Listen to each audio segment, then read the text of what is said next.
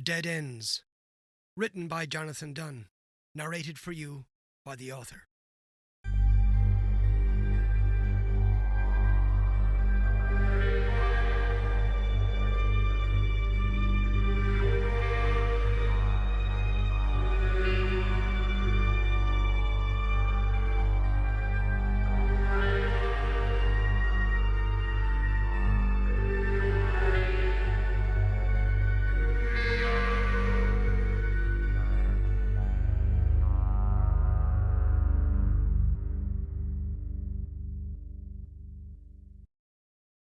Dead Ends 2. Hanna. The 91-year-old screamed, "Go away! I'm just an old woman living on my own," in her native language from the top of the wardrobe where she was perched. Her front door was going to come crashing in any second now with a loud, sharp crack of splintering wood.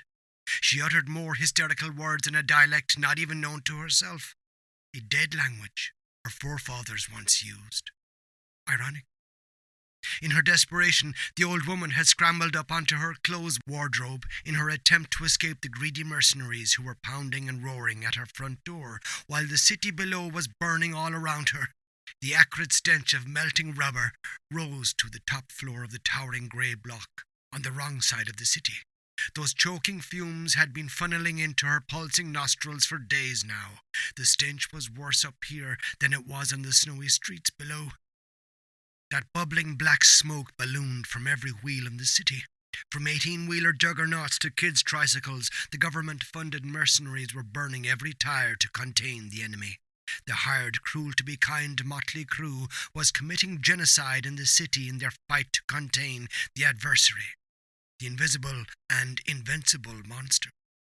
Everyone was an enemy now, and they considered everyone collateral damage in the plight to oust the lurking terror that only manifested after the damage was done. And there lay the problem. It came, it struck, it slipped away, and was long gone by the time the symptoms appeared. Friends, family, neighbours, and strangers alike had grown used to double glancing for signs that the unspeakable horror had been and left. Nobody was safe anymore. She lay there, panting and feral, in the narrow space between the top of the wardrobe and the ceiling in her bleak bedroom, void of furnishings. The ancient lady was only vaguely aware that she was viewing her bedroom from an angle she'd never seen before. It was odd to look down on her unmade single bed from the ceiling. Odd, yet it didn't surprise her. That was strange, considering she was unaware she had been in a wheelchair until the day before yesterday. Despite the ruckus in the hallway outside, she refused to leave her small flat on the top 13th floor of the dreary building. She had lived there all her life, was born in this very flat, and there was no such thing as an epidural in those days. No, sir. Her mother almost died as she brought the screaming baby Hanna into this god-forsaken world. Now, great-grandmother Hanna would die screaming before the enemy took her out of this god-forsaken world. She wouldn't bow to the mercenaries storming every block of flats on the outskirts of the city. Slowly but surely they had closed in. The killing wave had come rolling over all of them. She was watching the war on the TV on the kitchen counter from her wheelchair, and now here she was, roosting on top of her wardrobe and not knowing how she had got up there. Hanna didn't need her wheelchair anymore, but now she could hear them in real time screaming that they were going to knock the door down if Hanna refused to unlock it. She could hear 10 or more bellowing men and women outside in the hallway. Why would they need so many to overcome a little old lady who wouldn't harm a hair on a baby's head? She had only months to live anyway, cursed with some disease she'd gained somewhere along the way. And she wasn't thinking clearly lately. Perhaps dementia had set in. Old age will do that to a person. It had a horrible way of sneaking up on older adults, tapping them on the shoulder, then screaming, "Boo!" in their faces. And the worst of all was that they didn't even realize they were old. Through the open bedroom window, she watched the falling silent snowflakes. Hanna wouldn't have seen the peaceful snow if it wasn't for the flashes of light from the exploding bombs and rampant gunfire. The entire building shook and rumbled as those missiles took out nests, as they were called in the media. Yes, those missiles were taking out those who had succumbed to the invisible monster, but in taking out one, 99 more neighbours also perished. It was ethnic cleansing on a whole new level of shitstorm. The mercenaries had resorted to locking the main doors on the ground floor of those apartment blocks deemed beyond help, with too many infected to justify the healthy occupants. The chances of being infected in a building where only one infected citizen lived had come down to a mathematical equation, not just bad luck. All it took was one infected individual in a building to contaminate every other neighbour. Eventually everyone in that building succumbed to the invisible monster. The healthy jumped to their deaths, knowing that they were next, while others waited for missile wipeout. Jump or missile. Eeny, meeny, miny, mo. An icy draught coming through Hanna's open window brought pained screams and children crying from the streets below. Sirens wailed in the distance, but other howling screams peppered the night, and it was those guttural screams that chilled the blood, human but not quite, the demented cries coming from those who had surrendered their bodies. The old woman wasn't sure why she had her bedroom window open. All she knew was that she was coming down with something, and her blood boiled. The hot flushes were more frequent now, but it was more than just the fever. She hadn't been feeling herself lately. When had this started? She didn't know. Night and day had melted into one. Hanna was panicked and confused. She needed to see Dr. Kovalenko. Maybe he could prescribe a remedy for her malady. At least something to help her sleep. God knows, but she found it impossible to sleep. The old woman was so tired she couldn't even take a nap. She had grown very restless, demented, especially at night. The wind howling around the eaves of the building changed direction, pushing a flurry of snow through the open window, alighting on her bed. A gravelly voice brayed through her front door. "Open the door or we will knock it down. Either way, we're coming in. You choose." Now that she thought about it, her flu or whatever malady had seized her in its grip coincided with her abandonment. Nobody came around anymore to check up on her. Even young Borishko stopped coming. The youngster used to come twice a week to fetch fresh cod from the local fishmongers. The old woman was especially fond of fish and had a sweet spot for battered cod with a generous sprinkling of salt. But she turned her nose up at anything that came from the ocean these days. The only thing that satisfied Hanna's appetite nowadays was meat, flesh. So Hanna sent the boy to the butcher at the end of the street by the letterbox, which was collecting nothing but ashes these days. But just a few days ago, the Borishko boy turned up at her door. Whatever had greeted young Borishko inspired him to pirouette on his heels like something out of the Bolshoi ballet and scamper. That was the last she saw of him. She never understood his strange reaction. Her neighbours had deserted her and left her here to rot in her wheelchair. So wasn't it just as well that she didn't need that horrible old chair anymore, just like she didn't need her horrible old neighbours? Whatever about the people living on every floor of this 13-floor building, even her own family turned their backs on her, absconding before the mercenaries came and left her at their mercy. "Traitors! My flesh and blood abandoned me," she cried to the four walls, floor and ceiling. "We only want to speak with you," came a soft female voice through the keyhole. "We have come to help you." They had changed their tactic, going for a more softly approach. From her vantage point she had a view of her front door down the hallway through her bedroom door.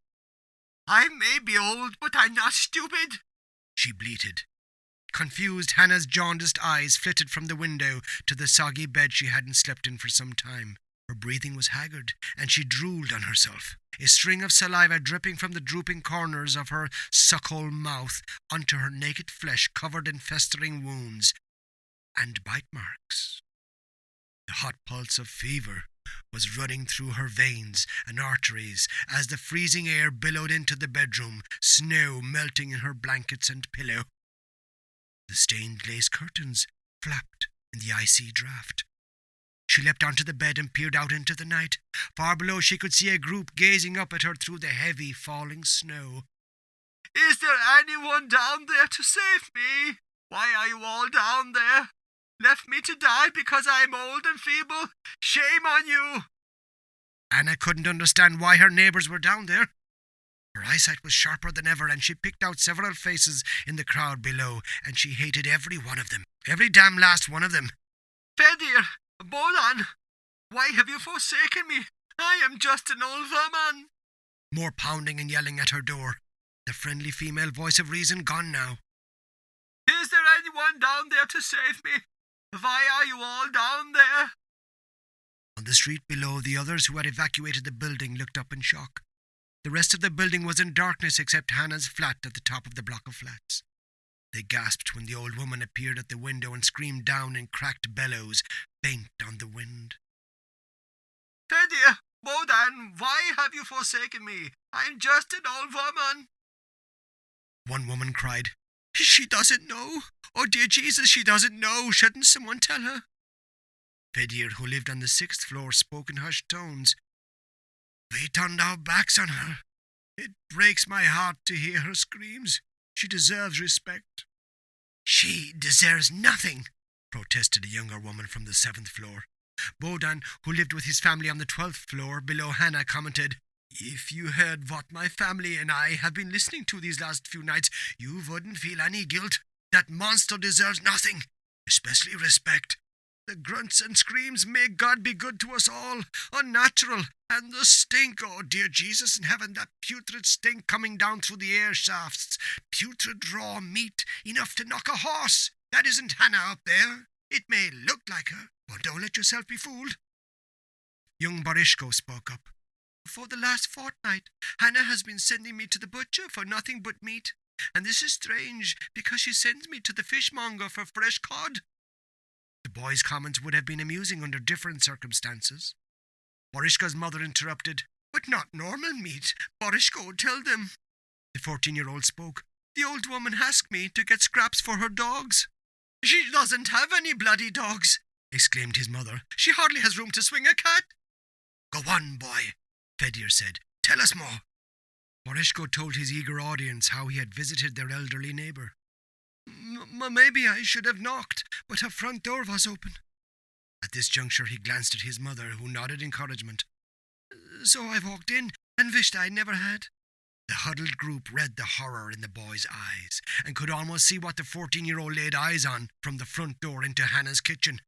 Tears came to Borishko's eyes. Hanna was, he stalled, sitting on the kitchen table, hunched over a bloody basin. At first I wasn't sure what I was looking at.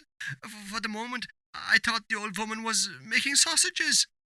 A ripple of nervous laughter moved through the congregation.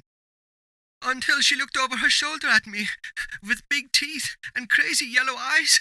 She was feasting on the raw bones and the stringy entrails I brought from the butcher's.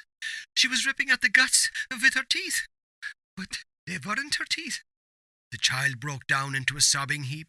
I mean, they were teeth, but they had grown too big for her mouth. The 14-year-old's mother interrupted. But Borishko, tell them why you ran screaming. She considered the others. It wasn't any old raw meat. In dumb stupefaction, the others looked at each other. The 14-year-old sniffed and hyperventilated. Go on, Borishko, Fedir encouraged him. Spit it out, lad. He screamed. Hanna was eating herself. A deathly silence fell amongst the neighbours. They looked at each other in disbelief.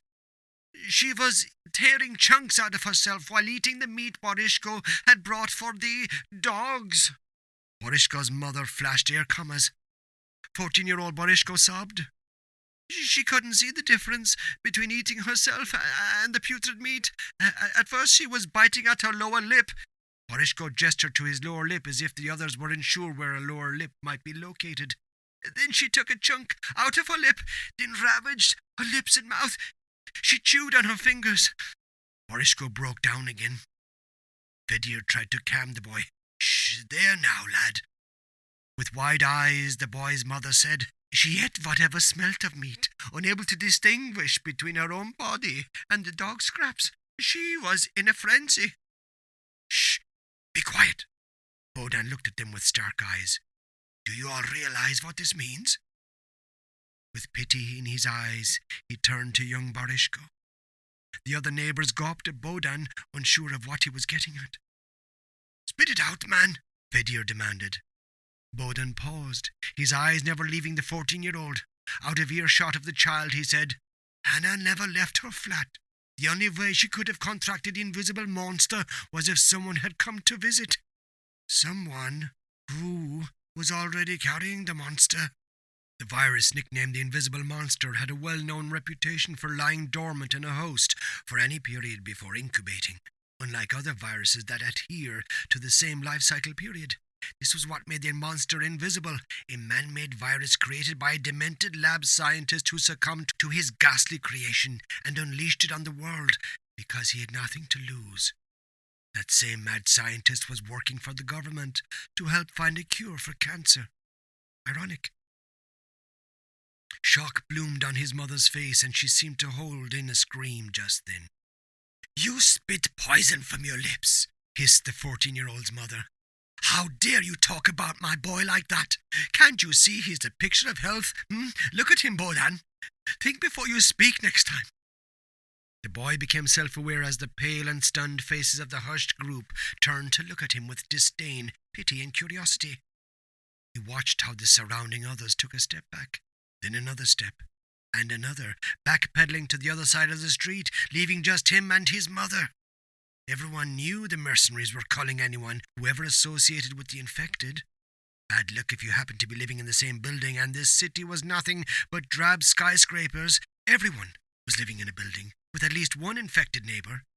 They all knew what this meant. Bogdan blessed himself over and over. Then the others made signs of the cross over their foreheads and chests. They eyed each other with suspicion, wondering who amongst them carried the invisible monster. The door burst in. The deafening crack of splintering wood filled the tiny flat before a heavy silence loomed in the hallway. "Where is it?" Hanna heard one of them whisper. Another said, "It's in here, somewhere. I smell it." In the Malay, Hanna wondered what it was and the smell they referred to. The crouching old woman froze as she listened to the creak of the leather boots come down the hallway towards her bedroom. A wheezy growl built in her chest as the group darkened her doorway. About their waist they carried a plethora of weapons, and dear Jesus, but was that a flamethrower slung over one of their shoulders? But the most shocking of all were the vials and syringes strapped to their belts. They wore divers' face masks attached to bottles of oxygen slung over their shoulders. The sickening stench of stale piss, shit, and something putrid, rotten meat, filled their nostrils the moment they stepped into the suspect's flat. One mercenary gagged and puked into his face mask on spotting the pooling stain of acrid urine and a pile of human feces tucked away into a corner of the hallway. It was an unnerving telltale sign. Watching the cannibals never bothered him, but seeing their waste turned his stomach every time. It wasn't the fact that he was looking at human excrement. After all, he looked at the same every day when he went to the bathroom.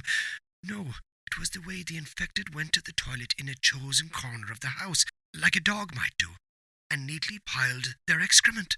That notion terrified him. The infected turned feral, forgot themselves with their first instinct being to squat in the nearest corner. They signaled to each other in silence. In pairs they spread out. The two individuals who surveyed the bedroom didn't see the naked old woman crouched on top of the wardrobe until she twitched and came to life. "There's one here!" bawled one of them, pointing to the wardrobe. The group piled into the little bedroom. "Shh, we don't want to scare it." Followed by, "Jesus, I would have never seen it. They have this talent for hiding in plain sight." The crouching figure of the old woman turned to stare at them from the top of the wardrobe. It was a vision that would stay with them. How that wan, sunken, wrinkled face stared and hissed like a goose.